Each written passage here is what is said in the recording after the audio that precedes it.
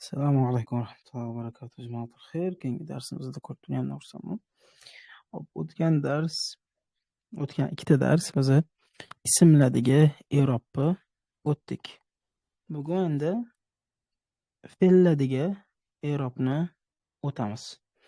Xo'p, arab tilini yana o'sha ajralib turadigan taraflaridan bittasi bu kelishik faqatgina ismlarda emas, balki fe'llarda ham bo'ladi. Mana shu jihati ajralib turadi arab tilini. Al-i'rob wal bina fil af'al.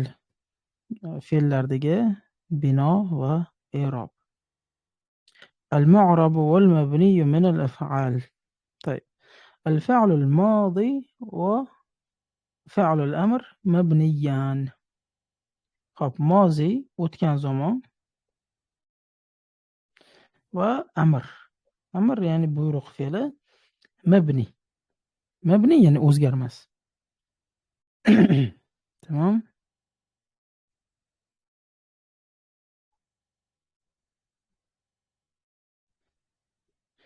والفعل المضارع معرب ومضارع fe'li معرب. hozirgi zamon fe'li معرب إلا إذا اتصلت به نون النسوة فيكون مبنيا. إلاكي نون النسوة يعني هننا نون agarda bunga ulansa unda mabni bo'lib qoladi. Xo'p, bu qanaqa bo'ladi desak, demak fe'llarda kelishik bo'ladi, lekin qaysi fe'lda deydigan bo'lsak, faqatgina hozirgi zamon fe'lida. U marfu' bo'la oladi. Mana afhamu hada darsa. Ma'nosi nima bo'ladi? Axona Turg'unboy. Afhamu hada darsa. Hozirgi darsni tushunyapman. Tamam. Mansuban bo'la oladi. Mana uridu an afhama fatha bo'ldi. Hada darsa. Bu darsni nima? Nima bo'ladi ma'nosi? Yo'q. Xohlayman. Men bu darsni tushunishni xohlayman. Mana e'tibor beringlar. O'zbek tiliga tarjima qilganimizda tushunishni ni qo'shimchasi bor-da, o'shaning uchun nasb bitdi. Tushunishni xohlayapman. Endi faqatgina fe'lda bo'ladigan kelishik bu jazm, majzum bo'ladi. Lam afham hada darsa. Bu darsni tushunmadim. Va bu jazm va mana sukun bilan bildirilyapti. darsni Tushunmayapman bo'lsa la bo'ladi. Lam bo'lsa tushunmadim. O'tgan zamonni beradi. Tamam. Alamatul i'rob al-asliya wal far'iyya. Xo'p. Asli va far'iy i'rob alomatlari. Damma rafa, fatha nasb, sukun jazm. Bu al-asl. Bu asli alomatlar. Aslida shunaqa bo'lishi kerak. Lekin orada istisnolar ham bo'ladi, ya'ni far'iy alomatlar. Birinchisi bu al-af'alul khamsa. Al-af'alul khamsa bu 5 ta fe'l. Endi qanaqa fe'l deydigan bo'lsak, oxiri nunga tugaydigan fe'llar. Misol uchun taf'alina, taf'aluna va hokazo. Va alomat, ya'ni shu 5 ta fe'ldagi alomat subutun nun. O'sha oxiridagi nunni qolishi. Tamam? Esingizda bo'lsa, jazmda o'tgandek. Qaysidir holatlarda o'sha nun hazf qilinadi, ya'ni o'chiriladi, tushib qoladi deb aytgandim. Mana o'sha keldi hozir. Maza turiduna ya ikhwanu? Va ma turidina ya ukhti? Mana turiduna mana mashtiga nun. Va maza turidina mana mashtiga nun borligi o'chib ketmagani bu nima ekan? Rafa'lik alomati ekan. Tamam? Ustoz turidini nasb fatha nasb qilib bermasmidi? Yo'q, yo'q. Anti-ku, anti turidina. Anti turidina, ina. Shunaqa, ya'ni fatha asosan yoki aslan oladigan bo'lsak, nasb alomati. Lekin bu nima deyapti? Bu far'iy alomat deyapti. Ya'ni nun bu far'iy alomat. Asli emas, far'iy. Aslida shunaqa, lekin bu yerda asl emas, fara haqida gapirilyapti. Istisno haqida. Xo'p, Ko'pligiga endi bo'lganda vov bilan yaga qaralar ekanda, o'zim tushunarli. aha, vav bilan ya qoladi. Mana alamatun nasbi val jazm. Jazm va nasb alomati nima? Hazfu nun, nun ketishi, nun o'chirilishi. Ayna turiduna an tazhabu. Mana mamtigi nun ketgan. Shu nun yo'qligi nasbga nima? Nasbga Rafa. alomat. Yo'q, nega rafa? An turibdi-ku. An nasbga qo'yardi-ku. Vov bo'lyapti-ku. Yo'q, vav tazhabuna-ku o'zi, tazhabuna. Aslida tazhabuna an hisobiga nun tushib qolyapti. An tazhabu bo'lib qolyapti. Maza turidina an tashrabi. Mana mana bu yerda nun turibdi. Maza turidina. Nima xohlaysan? An tashrabi, ichishni, ya uxti, ey singlim yoki opam, nima ichishni xohlayapsan? Tamam, turidina. Endi bu yerda an tashrobida bo'lsa, mana bu yerda endi an kelyapti va mana bu yerdagi nun o'chib ketyapti. Maza turidina an tashrobinani o'rniga an tashrobi bo'lib qolyapti va bu nasb bo'lyapti. Xo'p. Alam taqra'u as-sahifata al-yawm? Alam, mana lam harfi mana bu yerdagi nunni hazf qilgan. Taqra'una bo'lishi kerak edi. Alam taqra'u as-sahifata al-yawm. Bugun gazetani yoki o'sha bir betni o'qimadingizmi? Bo'pti. Keyingisi alam tasma'il akhbara ya Zaynabu? Alam tasma'il akhbara ya Zaynabu? Mana lam. Zaynab, xabarni eshitmadingizmi? Xabarlarni eshitmadingmi? Va mana nun ketdi. Nun hazf. Bunda qanaqa maskat dedingizmi? Buni turini qanaqa dedingiz, ustoz? Nima dedingiz? Savol nima dedingiz? Qanaqa inaqalar bo'ladi dedingiz? Nima kelishik dedingiz? Jazm. Jazm kelishigi. Faqatgina fe'llarda bo'ladigan kelishik jazm. Asosan bu buyruqlarda keladi shekilli, buyruq yoki ta'kidlanib egasi. Yana bir marta bering savolingizni. Qaytarib oling. Bu jazm formati asosan buyruqlarda yoki inkor shaklida aytilganda qilinadi shekilli deb. Shunaqa shart berilganda yoki inkor buyruq, oddiy buyruq emas, inkor buyruq berilganda shunaqa ishlatilinadi jazm va shu lam bilan birga kelganda jazm bo'ladi. Ya'ni muzori hozirgi zamon orqali biz o'tgan zamonni nazarda tutamiz. Misol uchun lam af'al. Af'al hozirgi zamon fe'li. Lekin men lam ishlatyapman-da, lam af'al. Doma oxiri sukun bo'lyapti va ma'nosi nima? Ma'nosi qilmadim bo'lyapti. O'tmishga urg'u ketyapti. Lam af'al, qilmadim. Toyib, tamam. Toyib, oxiri shunaqa nunga tugaydigan fe'lli al-af'al al-khamsa deylar ekan. Tamam? Xo'p, bu qaysi fe'l endi? Hop, antum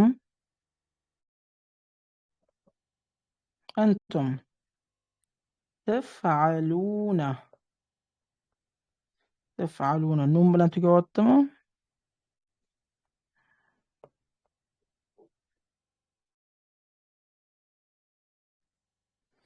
Tamam, bu bir.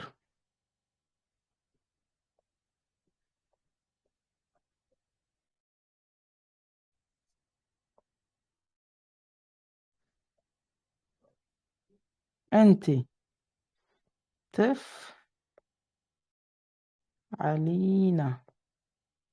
Nun bilan tugayapti. Bu ikkinchi fe'l. Hop, 3. Hum yef'aluna.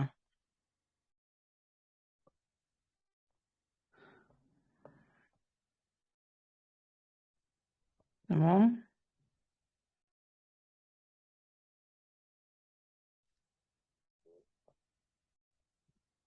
Hop, tur huma yef'alani.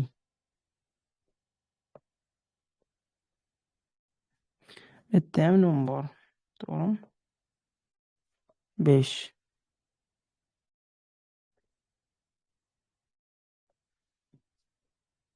Antuma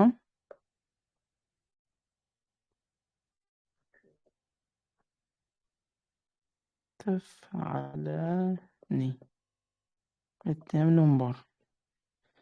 Hop, hunnada ham bor. Hunna yef'alna, lekin u betga kirmaydi.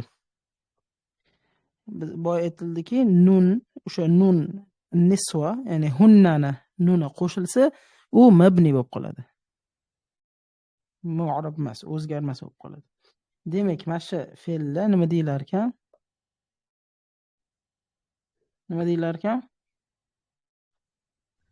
Mabni. Mabni emas, mu'rab. Mabni emas. Al-af'al al-khamsa. 5 ta fe'l. Tamam, 5 ta fe'l shu bo'lar ekan. Ya'ni bu yerda nima? Bu yerda agarda rafa' bo'lsa, demak nun bor. Nun turadi. Agarda nasb yoki jazm bo'ladigan bo'lsa, nima bo'ladi?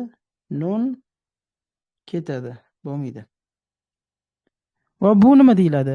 Nun agar tursa, subutun nun deyiladi. Nun bor. Nunni subuti, sobitligi. Hazfun nun, nun o'chirilishi, nunni yo'qligi. Tamam? Agarda fe'l nasbda yoki jazmda bo'ladigan bo'lsa, nun ketadi. Agarda raf'da bo'lsa, nun turadi, qoladi. Shuni uchun olsak bo'ldi. Tamam?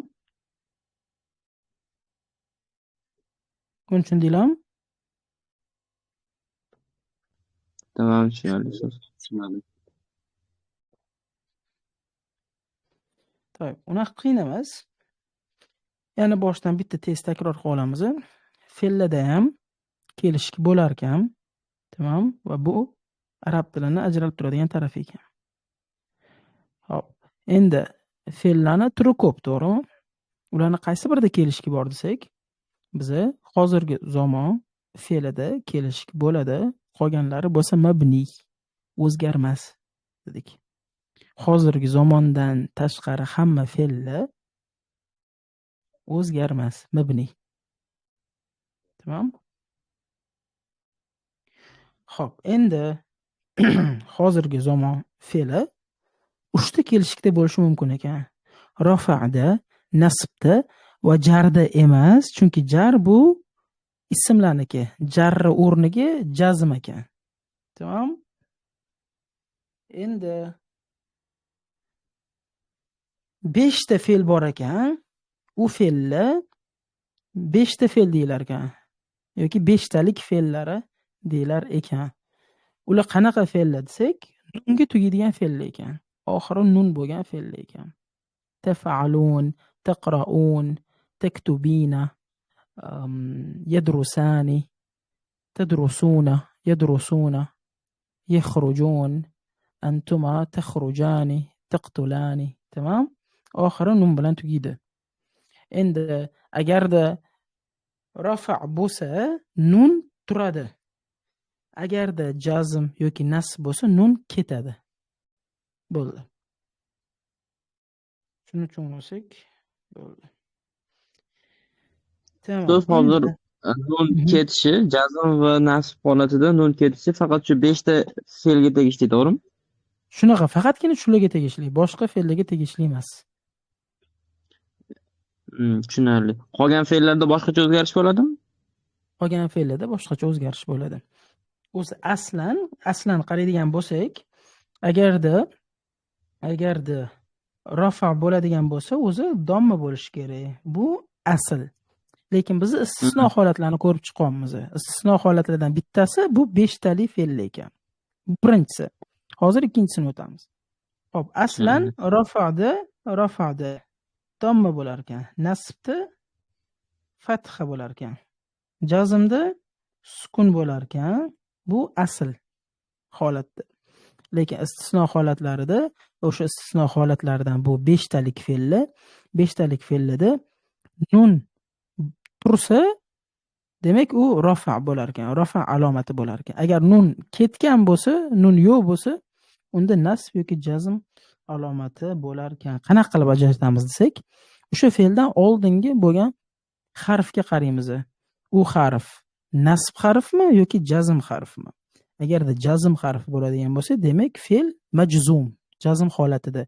Agarda harf nasb harfi bo'ladigan bo'lsa, demak fe'l mansub, ya'ni nasb holatida bo'ladi. Tamam? To'yib. Endi ikkinchi istisno holatimiz bu al-fi'lun naqis, noqis fe'l. Noqis fe'l degani nima? Oxiri illatli harfga tugagan fe'l bo'ladi. Va alamatul jazmi fihi hazfu akhirihi. Undagi jazm alomati esa oxirgi harfi hazf qilinishi, ketishi. Xo'p, mana e'tibor beramiz. Baka fe'li. Baka fe'li yig'lamoq. At-tiflu yabki, bola yig'layapti. Mana bu ya harfi bu illatli harf. At-tiflu yabki. Endi jazm holatda nima bo'lar ekan desak, jazm holatda shu illatli harf hazf qilinadi, o'chiriladi. Mana chaproqqa qaraymiz. At-tiflu lam yabki. Bola yig'lamadi. Va mentigi ya ketgan. Endi bu yerda nima deymiz? Bu yerda yabki fe'li majzum deymiz. Majzum deymiz. Jazm holatda va alamatu jazmihi va uning jazm alomati bu hazfu harfi al-illa. Ya'ni illat harfi hazf qilinishi, ketishi. Ikkinchi misolga qaraymiz. Bilalun yad'u. Bilol chaqiryapti. Yad'u. Mana bu yerdagi vav illatli harf. Endi agarda jazm qiladigan bo'lsak, lam harfini qo'yadigan bo'lsak, bu illatli harf ketadi. Bilalun lam yad'u. Bilol chaqirmadi. Va mana bu yerdagi vav qani? Yo'q. Hazf qilingan. Va bu yerda majzum bo'ladi. Va alamatu jazmihi hazfu harfi al-illa bo'ladi. Ya'ni illatli harf o'chirilishi, ketishi. Ana ansa. Men unutyapman. Men unutyapman. Ana ansa. Va mana bu yerdagi alif maqsura bu illatli harf. Endi jazmga qo'yadigan bo'lsak, ana lam ansa. Men unutmadim. Mana bu yerdagi alif maqsura qani? Yo'q. Nega? Chunki mana bu yerda lam turibdi.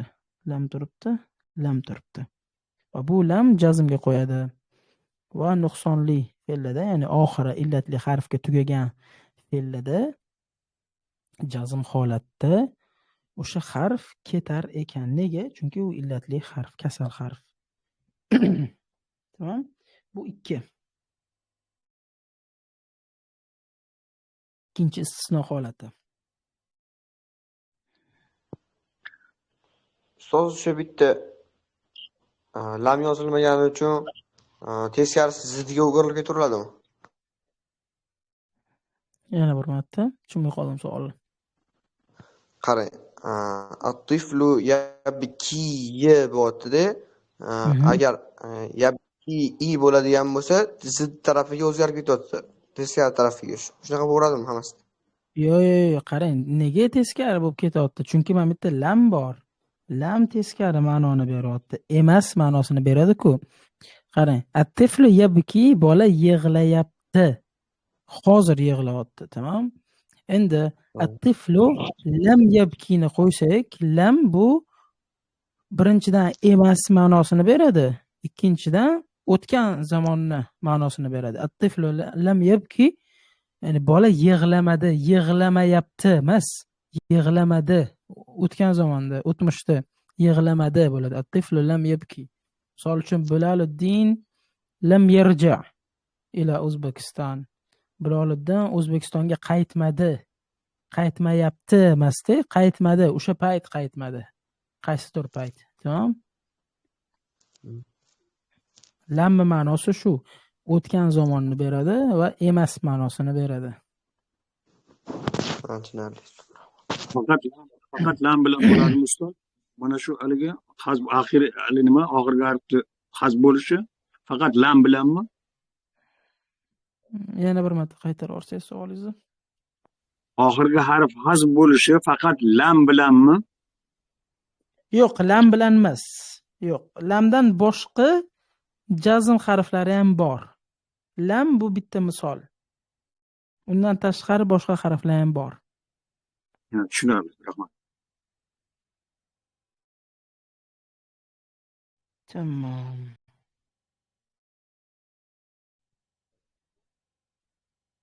Xo'p.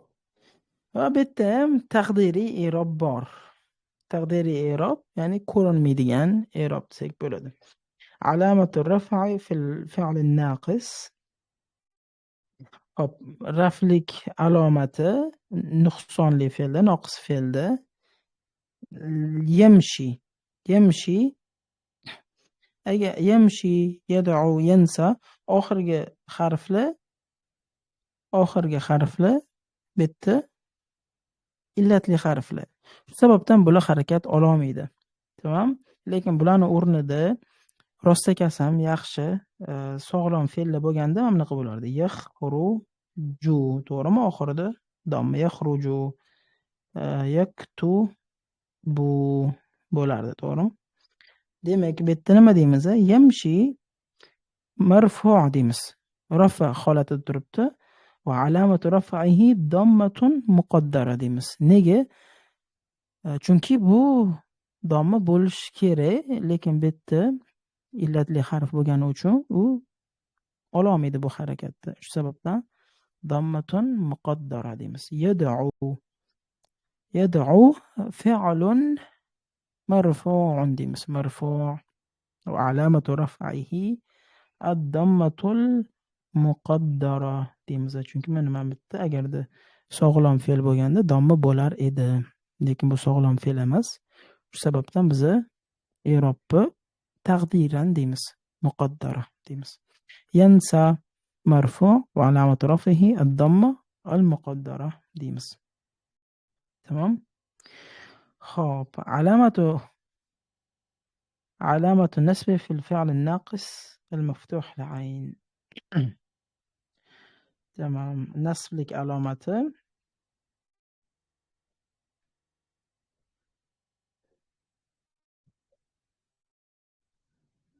خب نسب لك علامته بيوده أنسى لن أنسى لن نسب harflardan edi. Hech qachon qilmayman kelajakka qaratilgan ma'no. Lan ansa, hech qachon esdan chiqarmayman.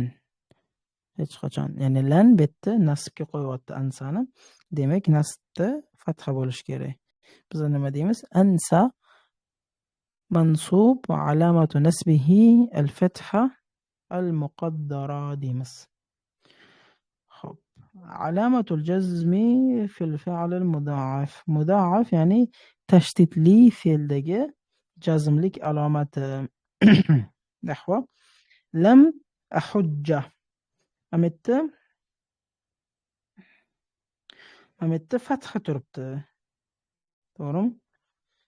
Fatha turibdi, lekin bu tashdidli harf. Hajja yahujju fe'li. Agarda oddiy fe'l bo'lganda lam aktub bo'lardi. Lam aktub. Ma'nosi nima? Lam aktubmi? Yozmadim.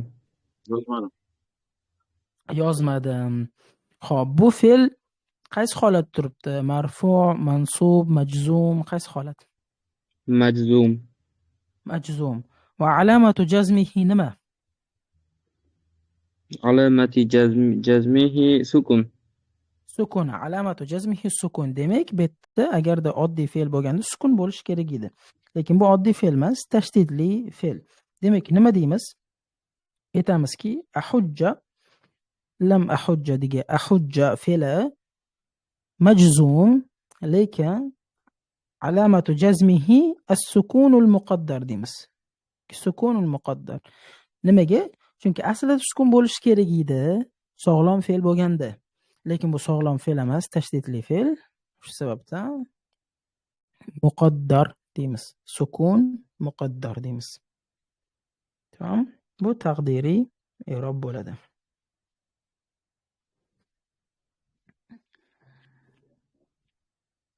Tamam? Tushundinglarmi? Qisqacha yana qaytarib o'taman. Xo'p, fe'lni arab tilida kelishikli bo'lar ekan. Kelishik fe'liga kiradi. Va ularni oxiri o'zgarar ekan.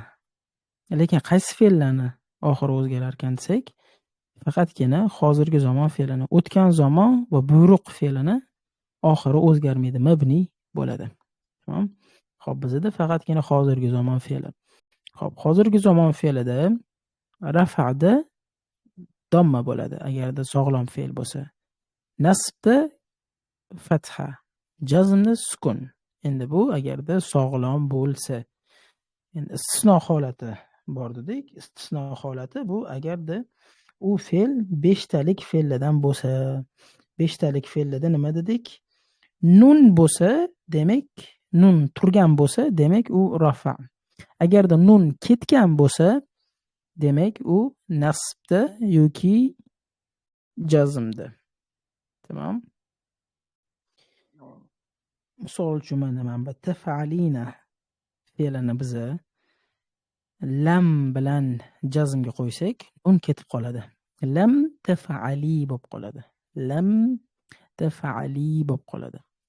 Agarda lam emas, lan bilan nasbga qo'yadigan bo'lsak, lan bilan nasbga qo'yadigan bo'lsak, unda bu holatda ham nun ketib qoladi.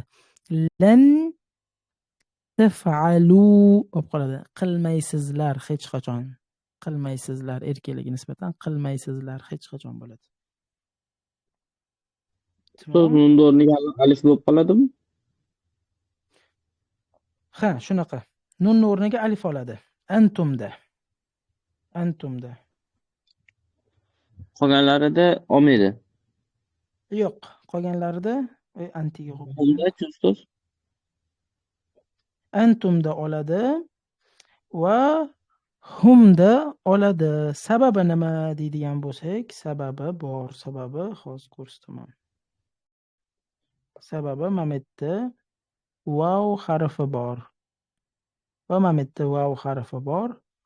Bu harf vavul jamoati deyiladi. Jamoat vav, ya'ni ko'plik vavi. Va bundan keyin alif qo'yish kerak agarda hazf qilinsa, keyingi fe'llardan yoki keyingi so'zlardan ajratish uchun. Tamam?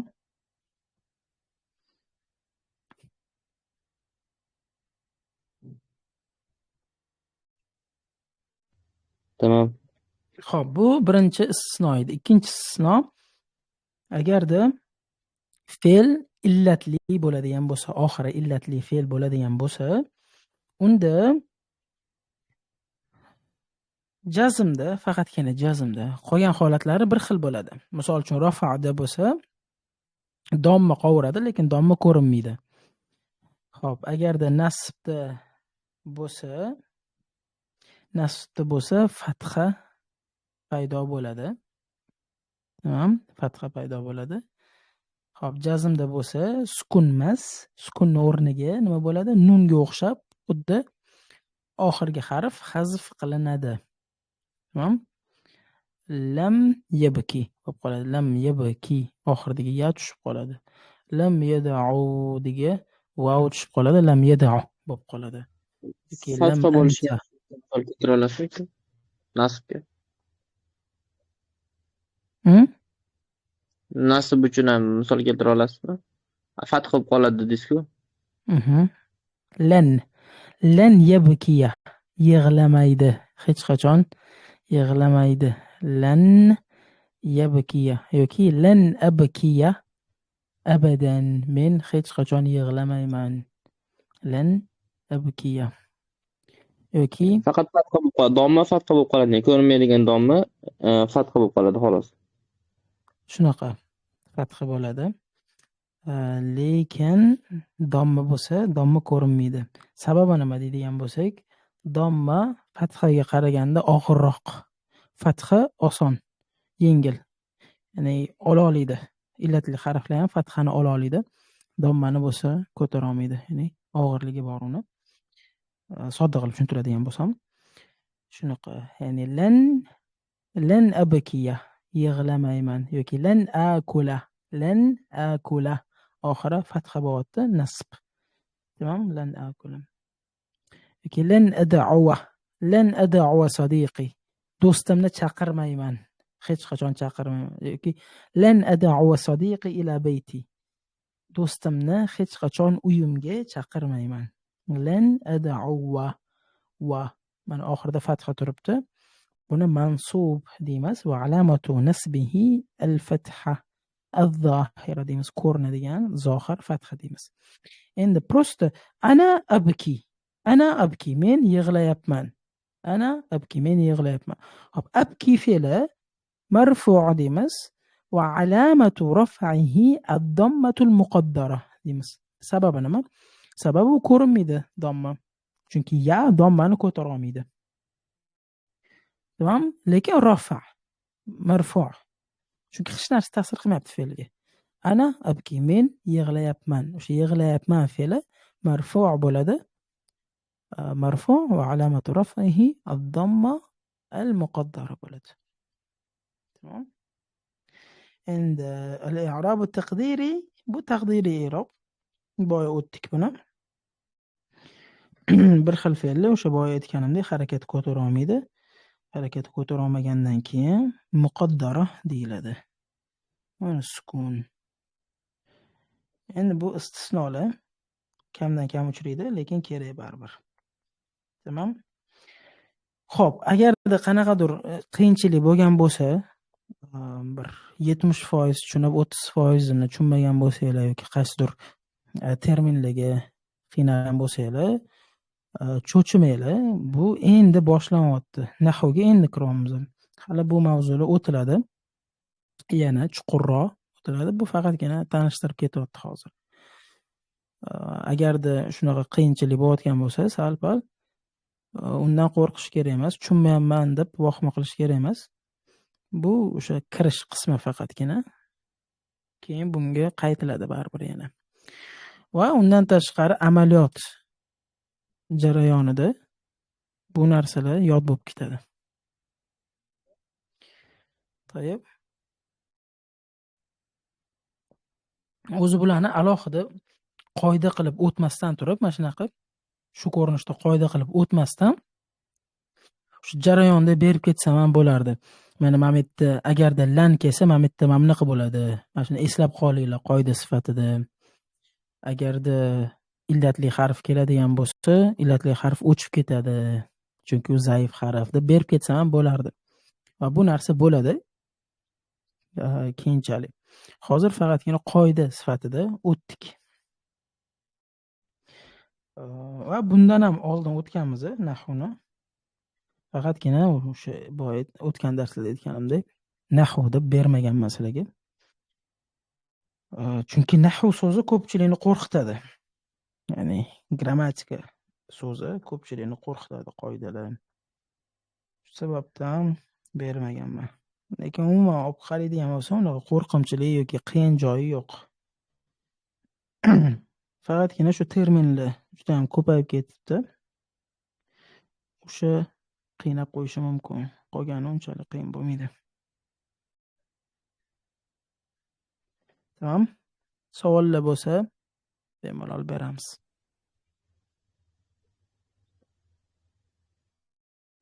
Rahmat ustoz, hozircha savol yo'q. Endi videoni yana qaytadan ko'rib chiqib, savol bo'lib qolsa murojaat qilarmiz, xudo xohlasa. Rahmat. Tamam. Xo'p, uyiga vazifa. Bu darsni ham yana qayta ko'rish bo'ladi. Umumiy 3 ta dars bo'ldi. O'sha umumiy 3 ta darsni qayta ko'rsanglar, keyingi darsda ham bularni o'tgan narsalarimizni amaliyotda qo'llashga o'tamiz.